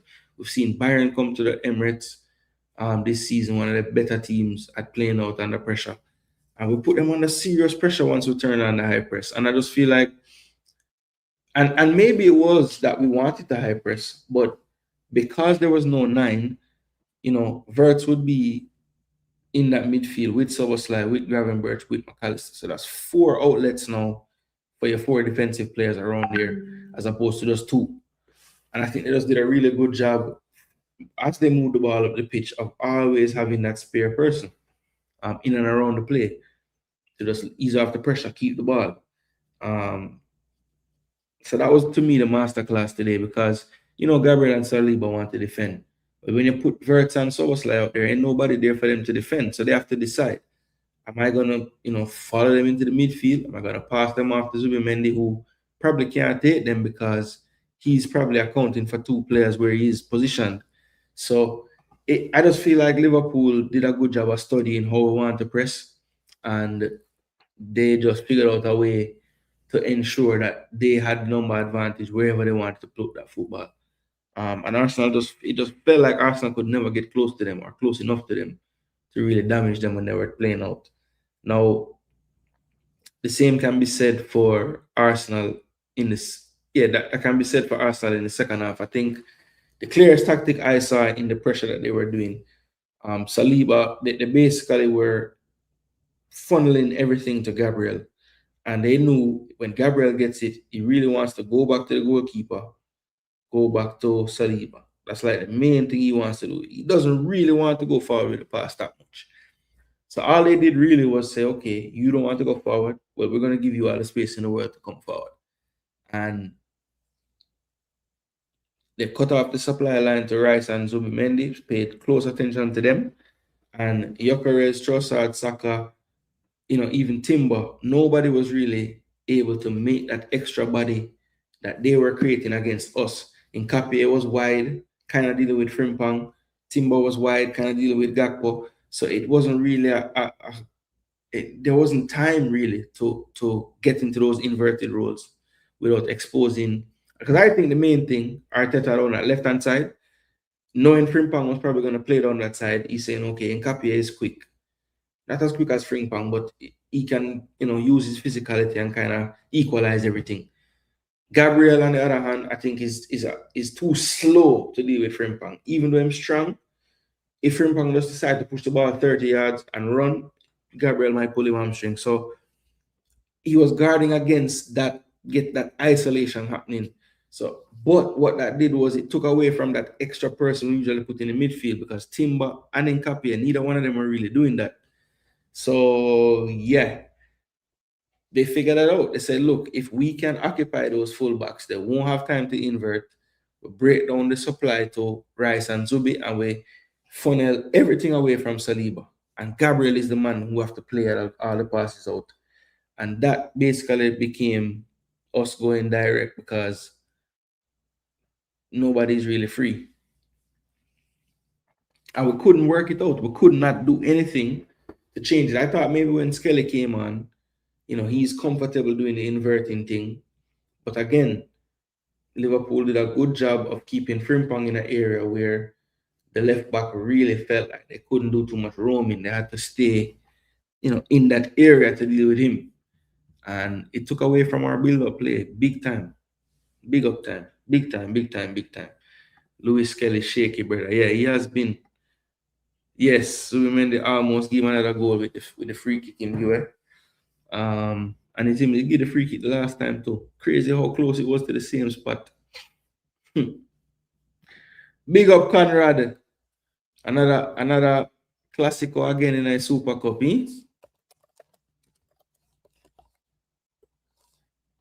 Yeah, man. A 2-1 today. Vinny our people as usual. Let's look at the data. 52-48. Look at this. First, 59-41. Second, 65-35. In my yard. Sad. Expected goals, we had a little more, 0.57 to 0.31. So neither team really caused in enough of a threat. One big chance fell to us on the day. 9-8 total shots, 4 saves for Allison, none for Raya. 4 shots on target for Arsenal, none for Liverpool. Then I say it was the first time since, must say, I said 2000 and something, that Liverpool hasn't registered a shot on target in the league, in a league game. That's crazy.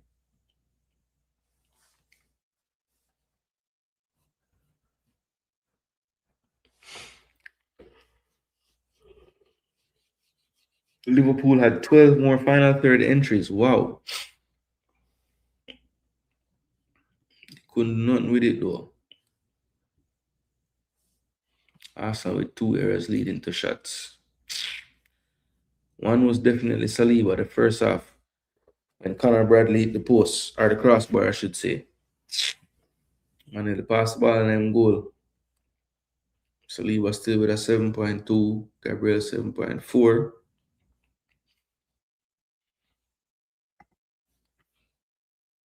But Yakares is the low sixes master. But I said it would come down to the midfield, and if they had anything up top, maybe the midfield, the way it was working, can't work and function that way, and they can't overload us as much. But then for all that good midfield work, they didn't really create anything. They didn't create a big chance. So yeah, it was this nil all, man. Is kind of was a weird one. It was a weird one. Like the game looked like it was going to bubble over at times, but it just never did. Just never did. Arteta did go to his bench. Skelly had to come on first for Nkapie, and then he made a double sub 164, taking off Gyökeres and Trossard and bringing on Martinelli and Gabriel Jesus. I think since Jesus returned from injury, it's probably the worst performance I've seen from him. So hopefully that's just a blip, because he had been playing decent before this. Madueke was, trying. He did get by the byline once, played a wicked cross across the box. Nobody got on the end of. Saka, I thought, had a poor game today, to be honest. It just wasn't good enough. And Eza did get a run as well. Came on for Odegaard in the 78th. So took off his two sons off the field. So I guess you should give him some credit for that. It's hard to do that to your sons, I'm sure. But all fun and joke aside, that was the team used. 5 subs for us, 1 by Liverpool, and yeah, that's about it, man. That's about it. This game, though, I'm trying to figure out, like, should I be panicking about how bad it was? I don't know, man. I don't know. I'm not gonna panic regardless, but I will say this: it wasn't good enough. It was pretty poor, if we're being honest with ourselves. And yeah, that's about it. That's about it. All right, let me stop sharing this. So, people, we have gotten to the time of the show where we have some big up yourself, Big up yourself, It's right. Big up, big up, big up, big up, big up.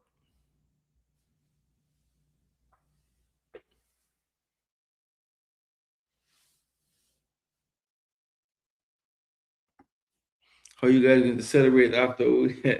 I Conrad, me not even think about that yet, man. You're gone too far. Yeah, man. Big up yourself.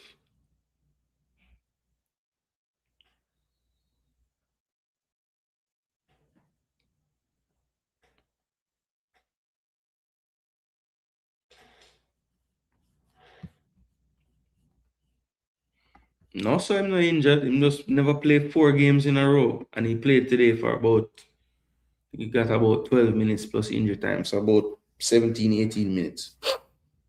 All right, so let's get the reveal going of the donkey of the week. Let's get me fully on the screen here so I can block it out. Forgive me if you're watching it on portrait mode. It may not show all the information, but of course, I'm going to read it out for you if you're listening, watching on portrait mode. So let's get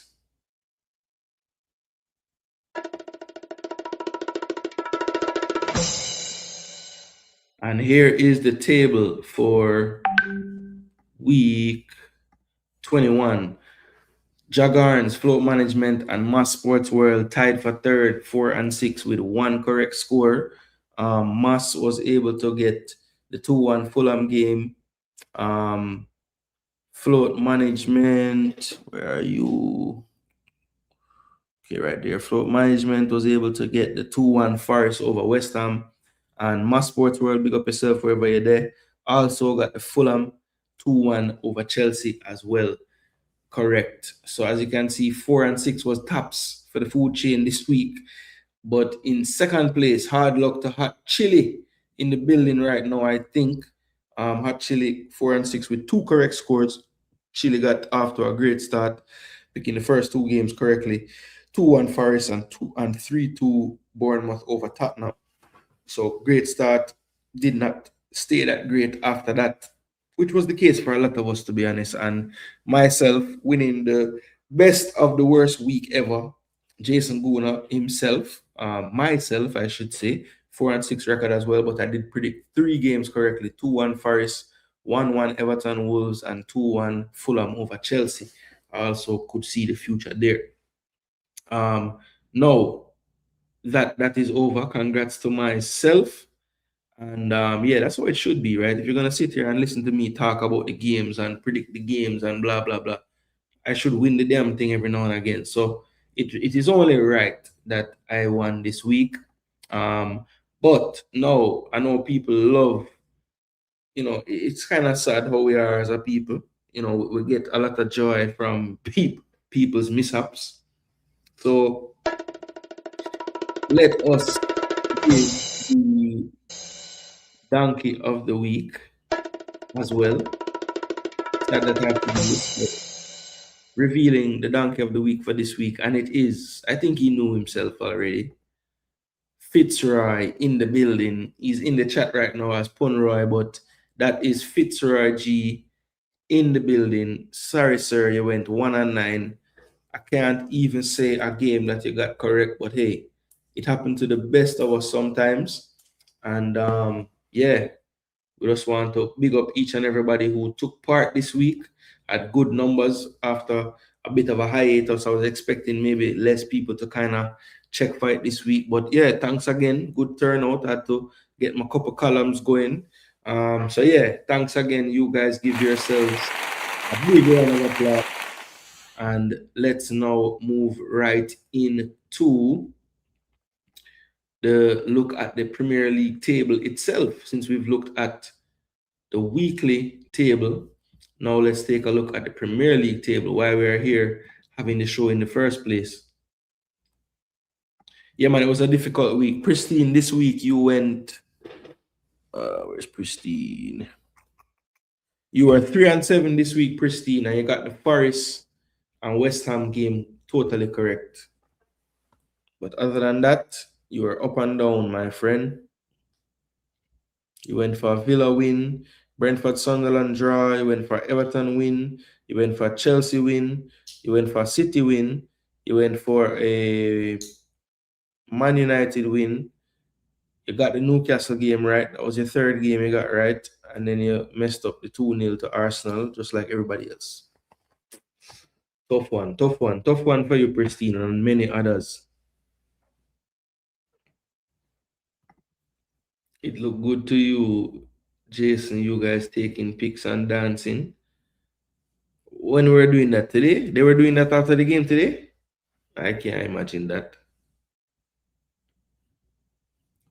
Yeah, man, big up yourself, Pristine. Dancing on the tables. Yo, I don't know what Conrad talking about,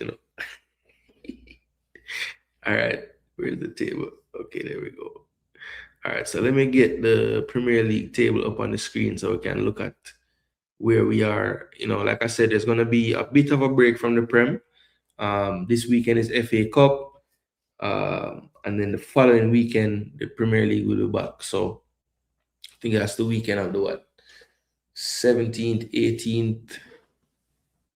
Yeah, 17th, 18th. Yeah, so about 9 days until the next Premier League game. So the teams can have a little bit of time for reflection, and we're going to reflect on the table right now. So Wolves, after losing forever, got a draw, a win, and a draw. So 5 points from 9 for a team that was on 2 at after 18 played. That's a really good spell for them, right? So inching their way towards something, but now it's looking very bleak as they're 14 points off safety. They have to get up above 21 points, which is 14 above them right now. But the form of Nottingham Forest gives them hope. They lost 4 straight, or before getting that victory last week against fellow strugglers West Ham, who have 1 draw in 5. Burnley have 3 draws in 5, but no wins. And they're a little bit more realistic to safety, but they're going to need a lot of help from the likes of Forest, Leeds, especially. Those teams look to be the ones not able to get far, far away from this relegation zone. Only 1 win in 5 for both of those teams. 3 draws to go with those, though, for Leeds, and that has them up into 16th now. Bournemouth on 26 points. They'll know that a good run of games, some wins after getting one in the last game, can get them right back up there, close to those European places. They haven't really run away with those from, I would say, fourth on down. It's very congested. Bournemouth 26 points, 15th. Spurs 27 points, 14th. Palace sliding down the table, 28 points in 13th. Everton 29 points in 12th. Brighton also 29 points, better goal difference in 11th. 30 points for Sunderland, they stand alone in 10th. 31 and 31, both Chelsea and Fulham. Goal difference makes the difference there. But look at the recent form. 2 losses to go with 3 draws for Chelsea. 3 wins to go with 2 draws for Fulham. So unbeaten. That's why they're up to 31 and currently just 4 points off the top 4. Man United 32 points, as well as Newcastle. Newcastle with a better goal difference by 1 goal, and that has them in 6th ahead of Man U. Man U 3 draws on the bounce, 1 loss and a win. Newcastle 3 wins on the bounce. They have come at a good time. They were struggling down in the bottom half for a while. Those 9 points coming from 23 points takes them all the way up to 6th. Brentford unbeaten in 5, 4 wins and a draw. One of the form teams in the league currently. 33 points they're up to right now.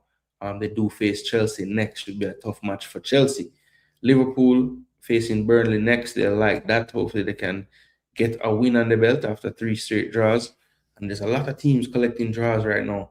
Aston Villa got a draw, first in their last 5, but it came on at the week when all teams currently from 1 to 4 all got draws. Of course, 2 of them played each other, but then 2 and 3 also got a draw. So Arsenal still lead the way, 6 point gap now. Goal difference dead even with Manchester City. City do have the tiebreaker of goals 4 though. Aston Villa on 43 points, but well behind in the goal difference race, just at +9 to City, and Arsenal's +26. But yeah, 6 points. You see the matchups coming up. Manchester Derby for Manchester United next week. Next weekend, I should say. Forest will host Arsenal next time. That'll be on the 17th. And Everton will play Aston Villa. So that's the top 3 fixtures right there. Let's take a look at the stats real quick. We don't really do this all the time.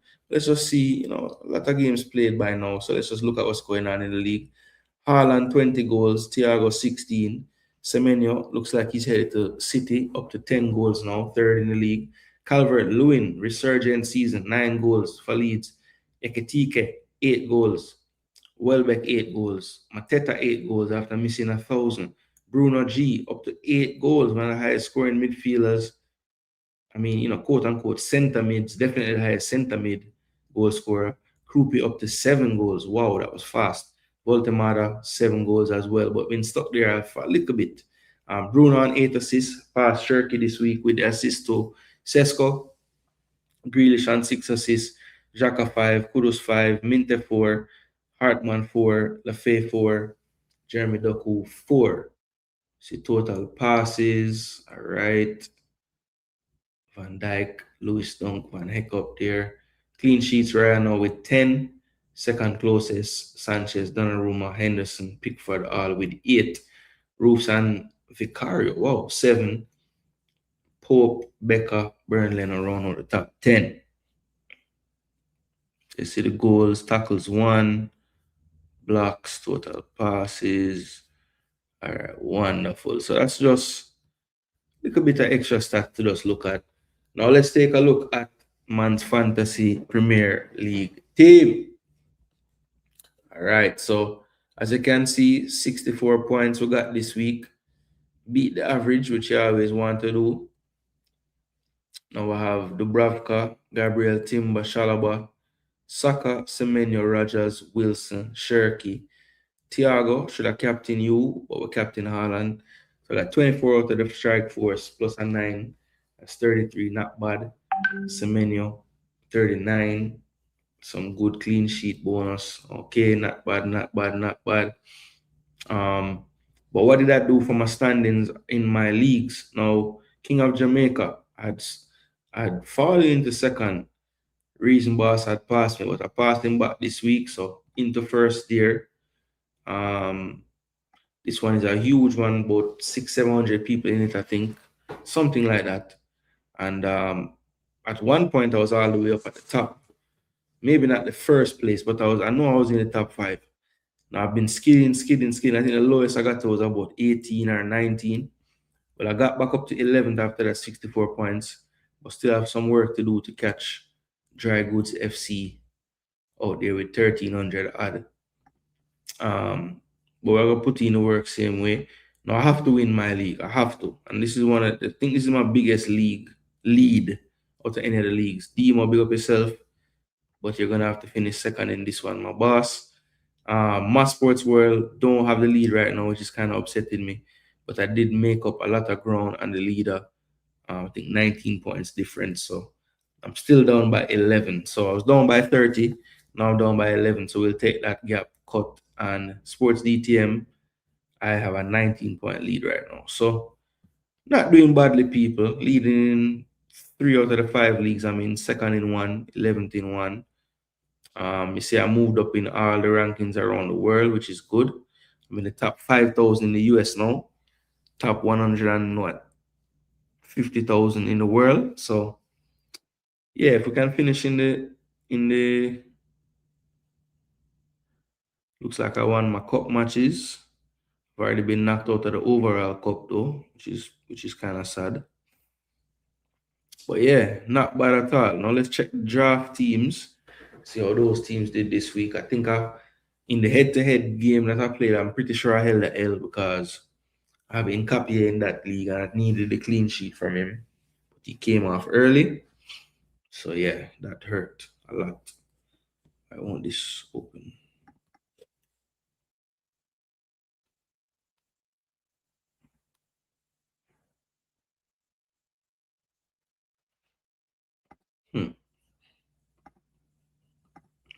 Try this one more time.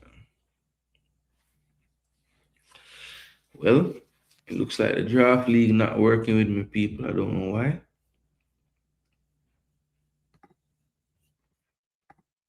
But you get the drift, people. Manzo's falling apart a little bit there. Missed a deadline or two. And yeah, I had to just get it together this week and make sure say people know say yo, man I just give up so easy, you know. Channel star, man, I have a big lead.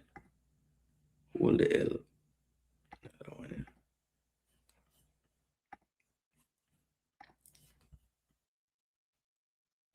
Third.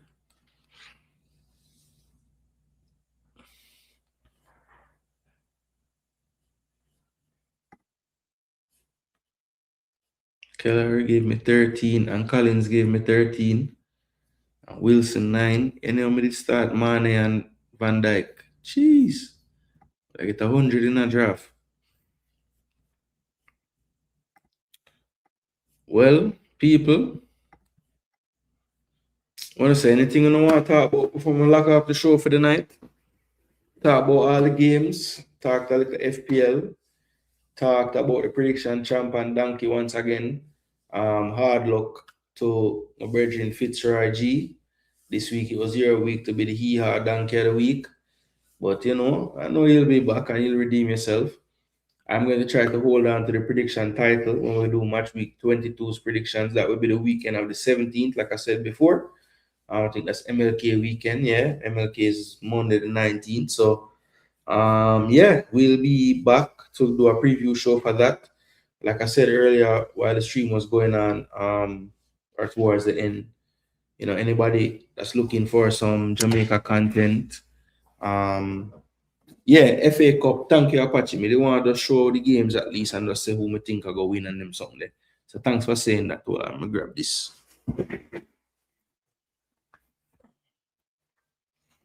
Yeah, respect Apache because I did want to mention that before we cut. All right, so basically, let's see, FA Cup.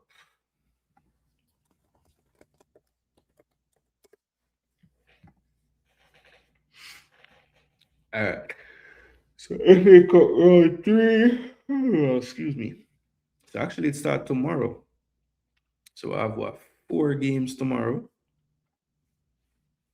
Interesting. I never even realized game I play tomorrow. Never even realized a game I play tomorrow. So let's see. MK Dons and Oxford. So we're not even a hide, we're biasing people. Oxford was saying want a cup run for Greg D. So Oxford to beat MK Dons away from home. Port Vale and Fleetwood. Jeez. Damn. Let's see. Port Vale, John Brady. Where's Port Vale in the league? Last of all, last. My word. Port Vale look like League 2 them thing there. So this might be all they have to play for, people have a factor that in. Fleetwood. Them already in League 2. Right around mid-table. Ooh, Port Vale have nothing to play for. This alone, them might throw everything to this. So I say Port Vale, one little thing them can hold on to before them start play Fleetwood next season. Preston Wigan, I'm gonna go with a Preston win.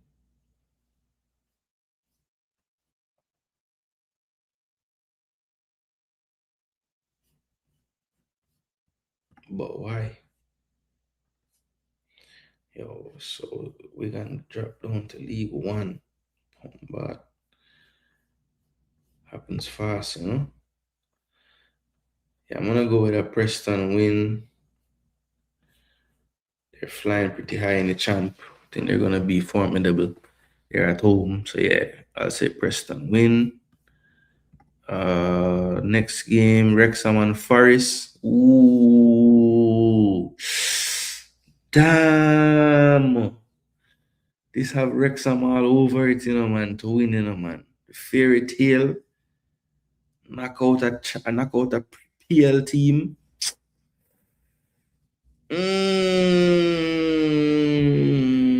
Man, I'll kill the fairy tale. Forest to get through. Leicester and Cheltenham. Bobby, come up. Leicester, Everton, Sunderland. I'm gonna go Everton. Macclesfield FC versus Palace. I'm gonna go Palace, even though Macclesfield could. That's one of them places where you never know. Wolves, Shrewsbury. I think Wolves getting the FA Cup game at a good time. Them actually feeling a bit of confidence. So I'll give it to them. Boreham and Burton. I'm gonna say Burton takes it. Burnley, Millwall. I'm gonna go Millwall to knock out Burnley. Doncaster, Southampton. I'm gonna go with Southampton. Fulham Middlesbrough. Fulham will take it. Ipswich Blackpool. I'm gonna go Blackpool. Man City Exeter. I'm gonna go City. Newcastle Bournemouth. Wow, what a bad draw for both teams. I'm gonna say Newcastle at home will take it. Salford Swindon. I'll go with Swindon. Sheffield Wednesday Brentford. Wednesdays they're not ready.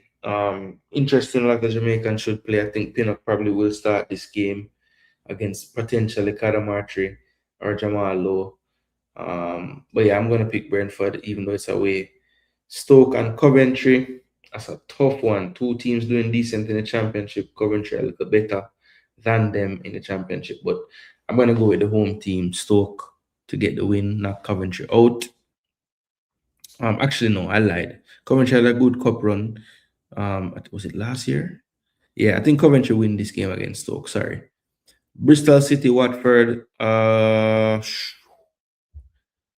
go Bristol City, Cambridge, Birmingham. I think Birmingham go to Cambridge and get the job done. Grimsby, they continue what they did to Man U. Wait, was it this competition they did that in? I don't think that was this competition. I think it was the EFL Cup. Yeah, it was the EFL Cup.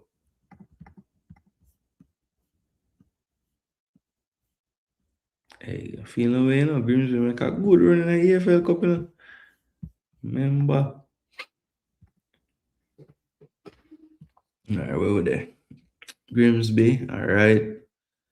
Tottenham, Aston Villa. I'm gonna go Aston Villa.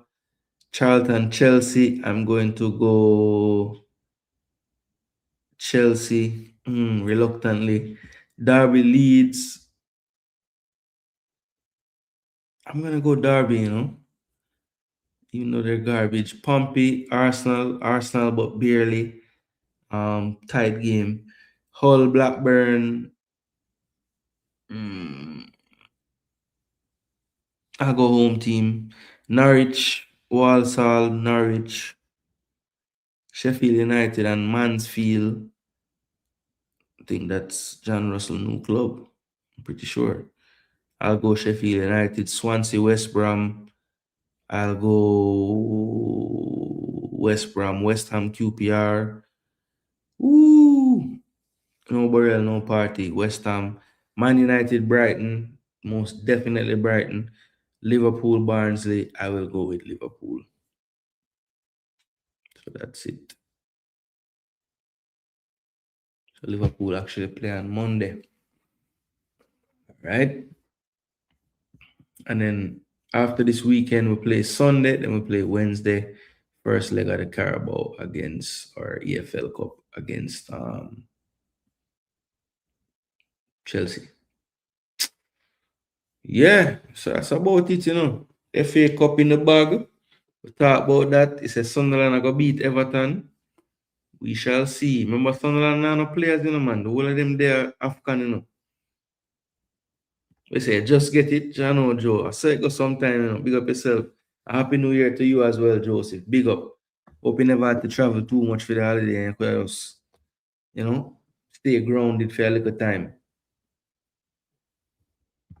Exquisite with another question. Player that was an impressive and disappointing performer this week. Okay. I like that. I like that DJ gig. So impressive performer this week for me. Think about all of the game them.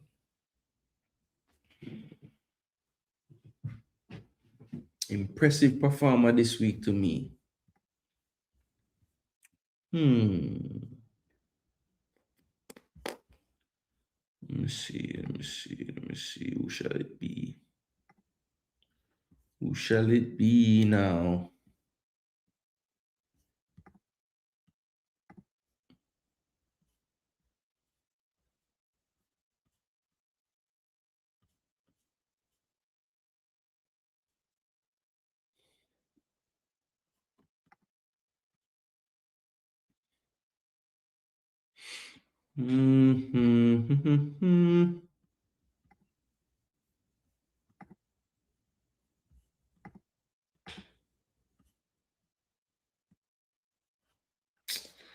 Um, Most impressive player.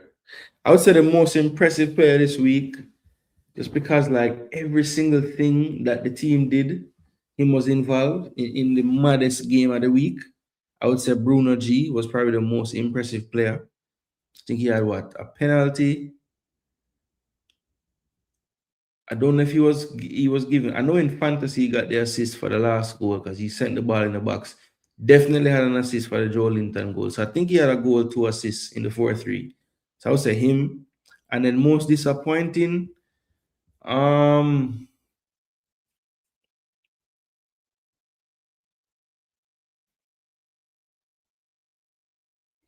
most disappointing player this week, maybe. That's a tough one, you know.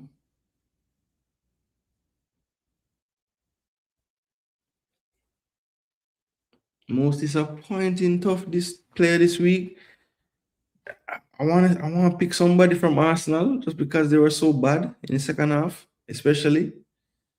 Um, Maybe Saka, you know. Maybe Saka. I was expecting more from Saka today. But I mean, you wouldn't know that Kirk has been garbage all season based on today. So yeah, probably Saka. Probably Saka. Yeah, so impressive, Bruno G. Disappointing, Saka. Yeah.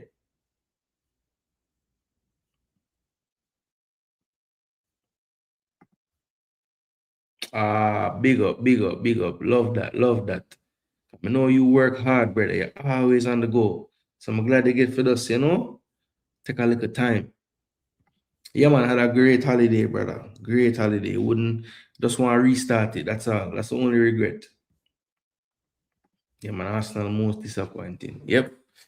It's the truth. People, I am an Arsenal fan. My name is Jason Gooner. You would expect me to just be so biased and deluded. But hopefully you guys realize whether we win, lose, draw, I'm still going to analyze the game fair. Because trust me, today was very disappointing. I give Slatim credit.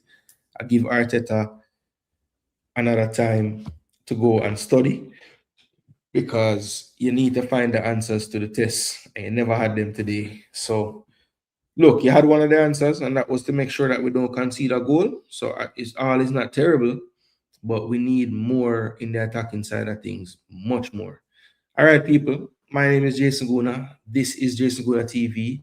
You guys enjoy the weekend, watch a lot of football like I will, and make sure that if you're a subscriber to this channel, you have the bell notifications turned on because you never know when I'll pop up with a video about your favorite topic when it comes on to football. Well, I wouldn't say favorite, but some of you want to hear me talk about the Jamaican football space as well. So I'm working on a video now based on the information we got from the press conference and also upcoming games. And there's a little bit to talk about right now. So we'll run out with our live content, interactive, maybe have a panel, maybe we're not sure yet. So I'm not gonna promise that, but yeah, we're gonna work on something for the weekend to bring you guys some content where that is concerned. And yeah, man. Until then, my name is Jason Guna. This is Jason Gooner TV. Come on, you Gooners, do better. Arteta.